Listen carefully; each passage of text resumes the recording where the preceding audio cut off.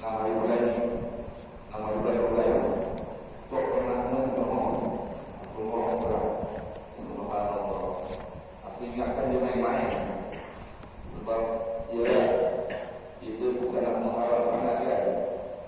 Itu kalau bulan kemampuan muda atau keperluan bulan kita saya berjumpa dari segi keuangan maksudnya. Jadi bila ingatkan main-main, saya punya bulan. Akhirnya semalam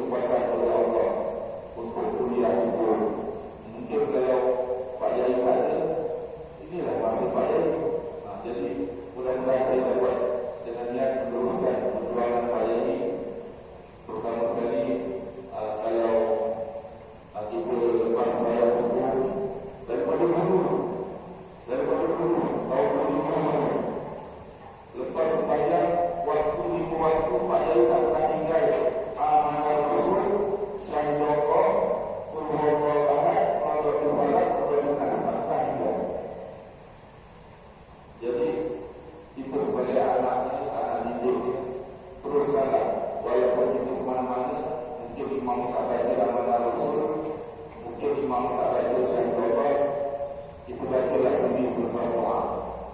Sama ada baca kat masjid, kat surau, atau baca dalam kereta, atau baca dalam perjalanan.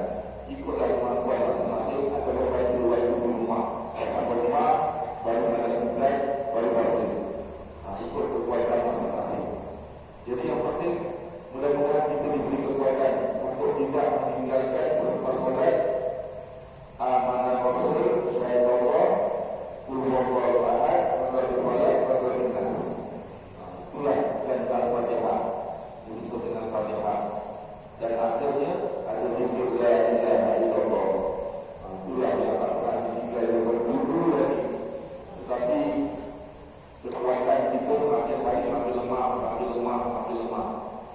Lebih lagi kita ditinggal oleh ramai ada ulama yang hari ini meninggal seorang demi seorang, seorang demi seorang.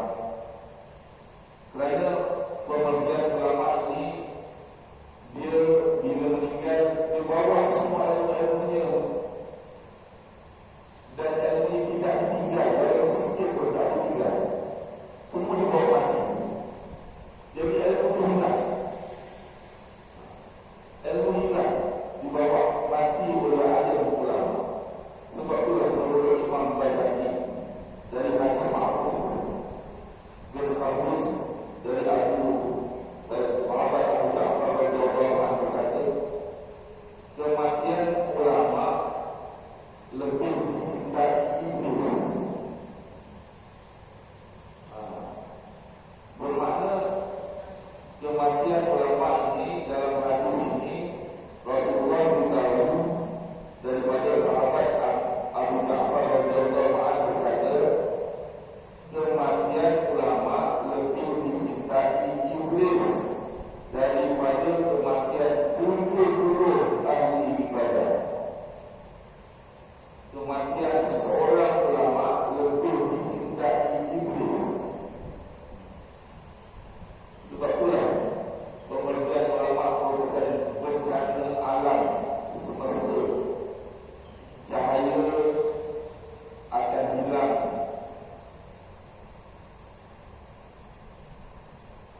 Allah. Maka Rasulullah memberitahu al-ulama warasatul anbiya. Innama yakhshallahu min ibadihi ulama. Nak dapat takut kepada Allah, ialah mesti kena berusaha untuk jadi ulama, iaitu cari ilmu, mudah-mudahan diberi kekuatan amal. Cari ilmu, merayu kepada Allah, mudah-mudahan diberi kekuatan amal. Itulah ulama kematiannya seorang demi seorang, seorang demi seorang. Rasulullah mengingatkan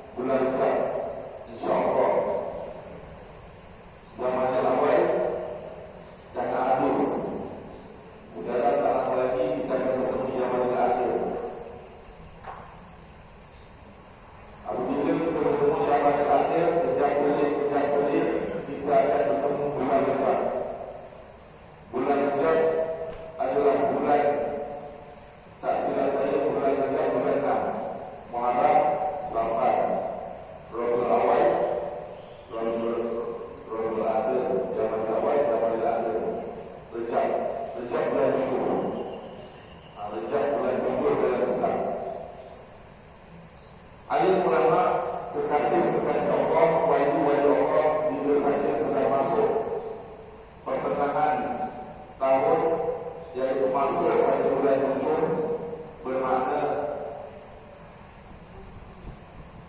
lebih lagi masuk satu bulan Hijrah, lebih bersungguh-sungguh untuk buat persiapan menghadapi bulan Ramadan. Dan kesungguhan itu perkara itu bulan Rajab, bulan Syaban. Sebab tapi kebiasaannya sebagaimana yang diceritakan di dalam kitab bertajuk Ramadan, wali-wali Allah, kekasih-kekasih Allah menangis 6 bulan. 6 bulan selepas ditinggal Ramadan. Bila ditinggal Ramadan, ulama wali Allah nangis. Dan bila 6 bulan menghampiri Ramadan, wali-wali Allah cari ilmu untuk menyambut bulan Ramadan. Jadi hari ini kita tinggal 3 bulan lagi untuk kita sambut bulan Ramadan. Jadi lebih kurang tak sampai 100 hari kita akan berkumpul bulan Ramadan. Jamadil Akhir, Rejab, Syaban. Kita tak lama lagi masuk Jamadil Akhir, kemudian masuk Rejab, masuk Syaban, maka kita bertemu dengan bulan Ramadan. InsyaAllah, amin ya rabbal alamin. Jadi untuk kita buat persiapan menyambut Ramadan, kita tak lama lagi, sebulan lagi bertemu dengan bulan Rejab. Jadi buatlah persiapan untuk menyambut bulan Rejab dengan latih-latih, banyakkan berzikir, banyakkan mengaji, banyakkan ulang haji, khususnya berkaitan dengan bulan Rejab. Dulu-dulu pada selalu minta-minta ini, wabila Rejab, Syaban, Ramadan. Ini kitab Imam Bahudin ini. Jadi dalam kitab ini, walaupun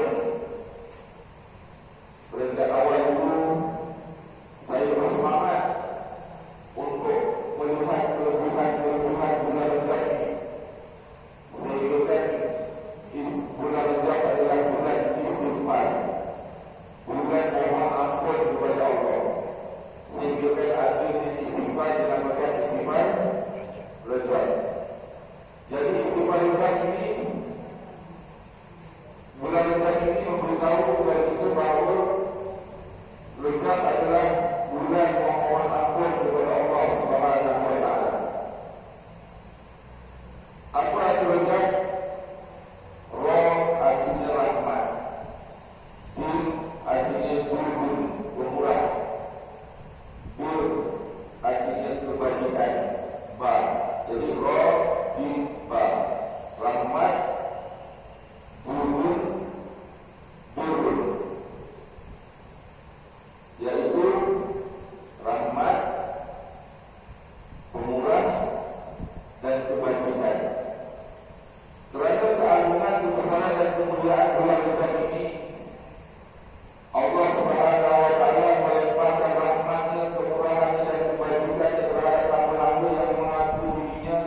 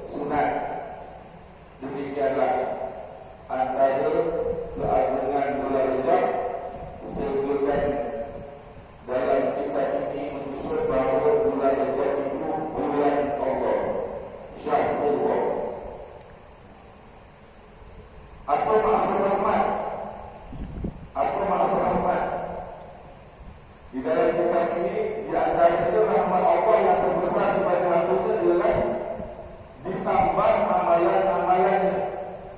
Tanda Allah sayang kepada kita, ditambah amal-amalnya besok di bulan Rejab. Seperti berpuasa pada siangnya dan mengerjakan sembahyang-sembahyang sunat di samping fardunya, banyak berzikir, bertasbih, berselawat, membaca Al-Quran, beristighfar, mohon ampun dan taubat daripada segala dosa yang lalu, dan pada malam ini berjaga malam atau bangun tengah malam, sembahyang sunat tahajud, sembahyang sunat tasbih, berzikir, beristighfar, berselawat, membaca Quran, berdoa dan sebagainya. Pada bulan Rajab inilah dilipat gandakan pahalanya, dilipat gandakan keampunan dosanya, dengan mudah mendapat ampunan dan taubat dari Allah, diangkat darjat keimanan oleh Allah di dunia, dan diangkat darjat yang tinggi baginya di dalam syurga di akhirat.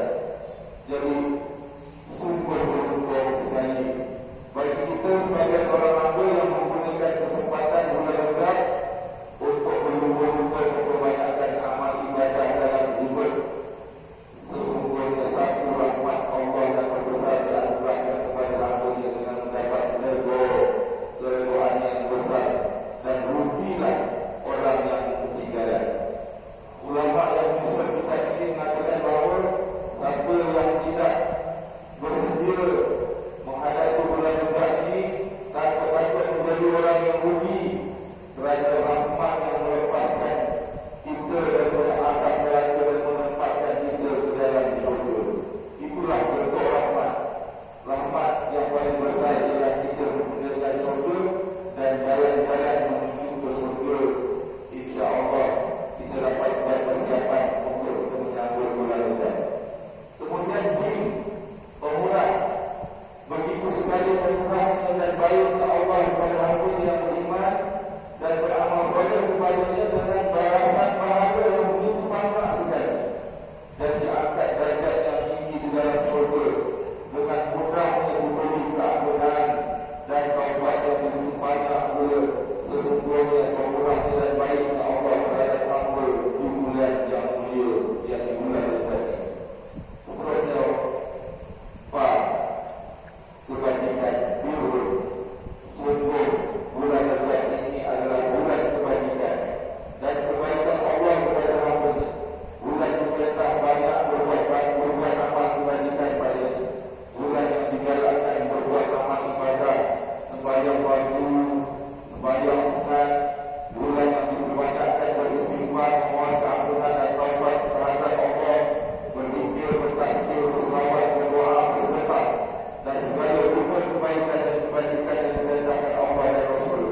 Bulan Allah membuka pintu kebajikan dengan luas, yang banyak amal-amal kebajikan dan banyak serta besar pula anugerah balasan yang tidak terhingga. Banyaknya pemberian Allah dan banyaknya pula hamba-Nya yang berlumba memenuhi amalnya. Banyak Allah memberi kebajikan dan banyak pula hamba-Nya berbuat kebajikan.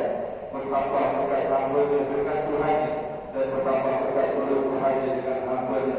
Betapa besar keredaan Allah terhadap hamba-Nya, dan betapa besar pula keredaan hamba-Nya terhadap Allah. Allah berfirman dalam surah Al-Baqarah, Innal ladzina amanu wa 'amilus shalihat ulaika hum khairul bariyah jazaohum 'inda rabbihim jannatu 'adnin tajri min tahtiha al-anhar khalidina fiha abada radhiyallahu anhum wa radu an dzalika liman khasyiya rabbah. Artinya, sesungguhnya orang-orang yang beriman dan beramal soleh. Sebab itulah Allah beritahu kita sebagai orang beriman mestilah berhenti,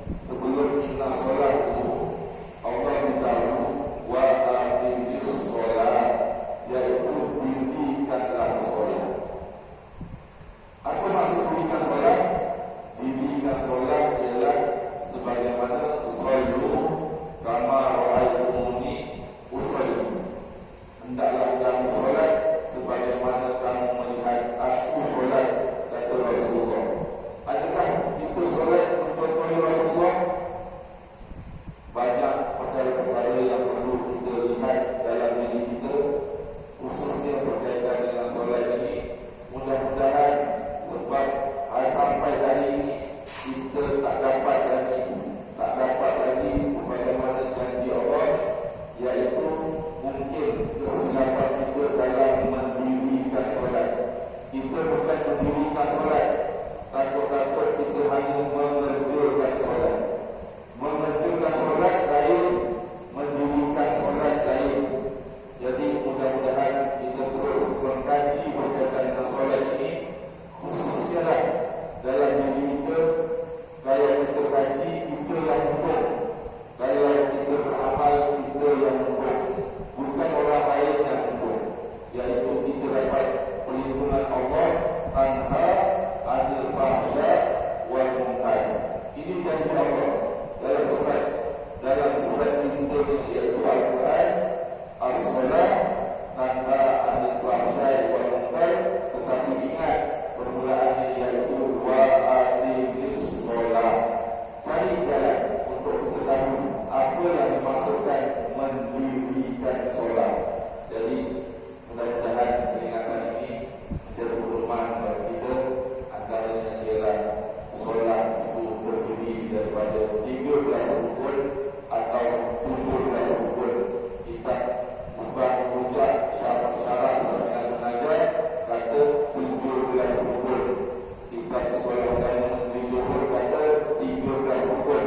Sama lain sama, kerana 4 lagi iaitu dipisahkan: Toma'ninah rukuk, Toma'ninah i'tidal, Toma'ninah sujud, dan Toma'ninah antara dua sujud. Itu 13 tambah 4 bersamaan 17. Jadi mengapa boleh 17? Kerana dipisahkan.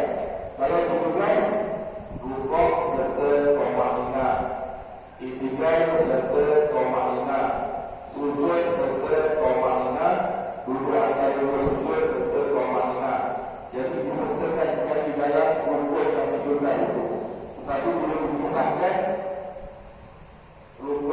rukuk hanya sebut rukuk, i'tidal hanya sebut i'tidal, sujud sebut sujud, duduk antara sujud sebut antara sujud, dan tambah lagi 4, rukuk serta Toma'ninah, i'tidal serta Toma'ninah, sujud serta Toma'ninah, dan duduk antara dua sujud serta Toma'ninah. Hari ini kita lihat sembahyang ramai yang dah tak ada Toma'ninah. Walaupun tak ramai lah, kalau kita nampak mungkin kita tak perasan kita tak ramai.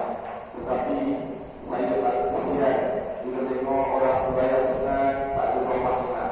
Walaupun kawan saya sendiri ada di hadapan sembahyang ni, sembahyang sunat tak ada Isyak 4 rakaat. Dia buat 4 rakaat bagus, buat dia Isyak 4 rakaat. Tapi dia sembahyang depan saya, i'tidal tak ada Toma'ninah. Tapi saya berbola tak berani apa? Tak berani. Jadi kita tak berani itu. Jadi sekarang ni kena tegur diri sendiri. Sembahyang wajib Toma'ninah. Dan kalau kita tengok kenapa dipisahkan Toma'ninah, kerana ulama nampak bahawa ramai daripada kalangan umat Muhammad sembahyang tanpa Toma'ninah.